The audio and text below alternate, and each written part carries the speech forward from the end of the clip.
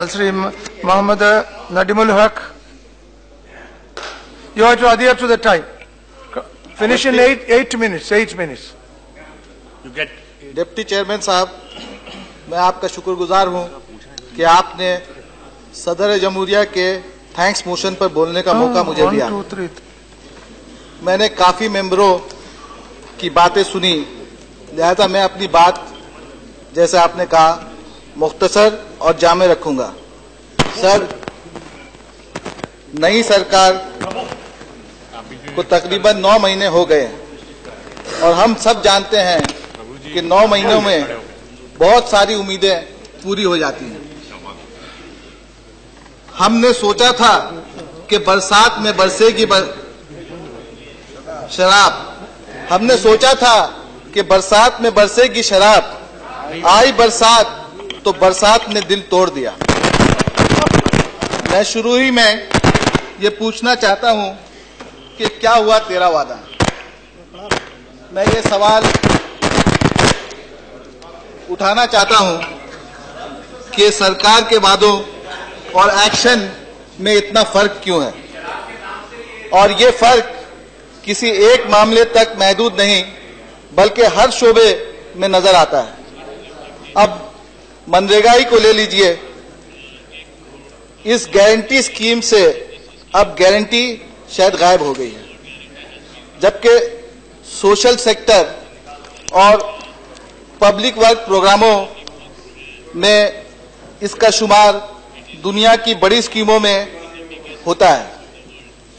World bank ने भी इसको देही तरक्की की एक मिसाली स्कीम का दर्जा दिया है, लेकिन मौजूदा सरकार ने क्या किया? सरकार ने इस स्कीम के तहत ब्लॉक्स की शरह घटा दी है और मजदूर और सामान के रेशियो में भी तरमीम की है। क्या बेहतर नहीं होता कि ये सब करने के बजाय अगर सरकार रियासतों और ग्राम पंचायतों की मदद करती ताकि मनरेगा के जरिए प्रोडक्टिव एसेट्स पैदा किया जा सकता। ये कहना गलत नहीं होगा कि प्रेसिडेंशियल एड्रेस में सोशल सेक्टर को नजरअंदाज किया गया है। जहां हेल्थ बजट में 6,000 करोड़ रुपए की कटौती की गई, वहीं डिफेंस बजट में 13,000 करोड़ रुपए की कमी आई है। हक तो यह है कि पिछले 9 महीनों में पेट्रोल और डीजल पर लगी एक्साइज ड्यूटी में 4 मर्तबा इजाफा हुआ है। चेयरमैन साहब, ये सारा हाउस जानता है कि जिस दिन बजट पेश किया गया उसी रात तेल की कीमतों में फिर इजाफा किया गया। खास ध्यान में रखने की बात यह है कि एग्रीकल्चरल ग्रोथ अब नेगेटिव हो गया है। चमन में फसलें बाहर आई और गुजर भी गई, चमन में फसलें बाहर आई और गुजर भी गई, मैं फिक्र ही में रहा आशियां बनाने की। सदर जमहूरिया ने अपनी स्पीच में कोऑपरेटिव फेडरलिज्म का जिक्र किया है। मेरे और हमारी पार्टी के ख्याल में फेडरलिज्म को सिर्फ कोऑपरेटिव ही नहीं बल्कि ऑपरेटिव भी होना चाहिए। कहने का मकसद है कि मरकजी हुकूमत यानी सेंट्रल गवर्नमेंट को रियासतों से भी सीखना चाहिए। सर, आपके इल्म में होगा कि मगरबी बंगाल की हुकूमत ने कन्याश्री नामी स्कीम लॉन्च किया है, जिसके तहत अब 22 लाख लड़कियों को फायदा पहुंचा है। हमारा लक्ष्य है कि अगले 2 वर्षों में यह फिगर 44 लाख तक पहुंचाया जाएगा।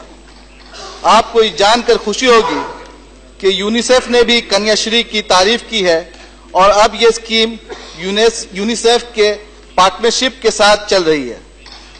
क्या यह बेहतर नहीं होता कि मरकजी हुकूमत भी रियासतों की कामयाब स्कीमों को सारे मुल्क में लागू करे? अफसोस की बात है कि पिछले यौम जमहूरिया के परेड के मौके पर कन्याश्री के टैबलों को निकालने की इजाजत नहीं दी गई। चेयरमैन साहब, मैं बंगाल की मां माटी मानुष सरकार को सलाम करता हूं कि उसने कई ऐसे कदम उठाए और वेलफेयर प्रोजेक्ट शुरू किए जिसकी वजह से जंगल महल इलाके में एक्सट्रीम लेफ्ट विंग वायलेंस में जबरदस्त कमी आई है। लेफ्ट विंग तशद्दुद के कामयाब मुकाबले के लिए ऐसे इक़दाम पर मबनी एक कौमी या नेशनल मॉडल बनाया जा सकता है और जहां जहां ये वायलेंस होता है वहां उसे लागू किया जा सकता है। चेयरमैन साहब, हाल ही में हुकूमत ने लैंड एक्विजिशन ऑर्डिनेंस का इतलाक किया है। इससे कबल लैंड एक्विजिशन एक्ट मुल्क में लागू था। ऑर्डिनेंस के जरिए एक्ट के कई प्रोटेक्टिव प्रोविजंस को हटा दिया गया है। मसलन सोशल इंपैक्ट असेसमेंट की अब जरूरत नहीं, 70% मुतासिर खानदानों की इजाजत की जरूरत नहीं। इस ऑर्डिनेंस के तहत अब मल्टी क्रॉप और इरिगेटेड जमीन को भी हासिल किया जा सकता है। यहां मैं कहना जरूरी समझता हूं कि तृणमूल कांग्रेस वाहिद पार्टी है जिसने यूपीए 2 में भी लैंड एक्विजिशन बिल की मुखालफत की थी। आखिर में लास्ट पॉइंट सर, आखिर में मैं ये कहूंगा कि हमारे मुल्क में कसरत में वहदत की मिसाल दी जाती है, यानी यूनिटी इन डाइवर्सिटी। हमारे मुल्क की ये एक निशानी है और ये यूनिटी सिर्फ बातों तक महदूद नहीं बल्कि एक्शन में भी जाहिर होनी चाहिए। Sir, before me, our senior leader has said that unity in diversity can be beautiful in action, like it is in the Indian cricket team. हमारी पार्टी ने पार्लियामेंट में एक अलग किस्म की यूनिटी इन डाइवर्सिटी का मुजाहिरा किया है। हमारे पहले स्पीकर एक क्रिश्चियन थे, दूसरे हिंदू और तीसरा मैं आपके सामने खड़ा हूं। ये कोई मंसूबा या प्लानिंग के तहत नहीं किया गया, लेकिन ऐसा हुआ। यही हमारे मुल्क और हमारी डेमोक्रेसी की खूबसूरती है।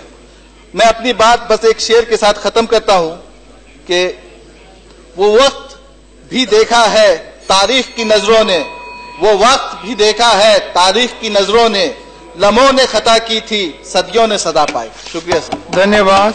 नासिर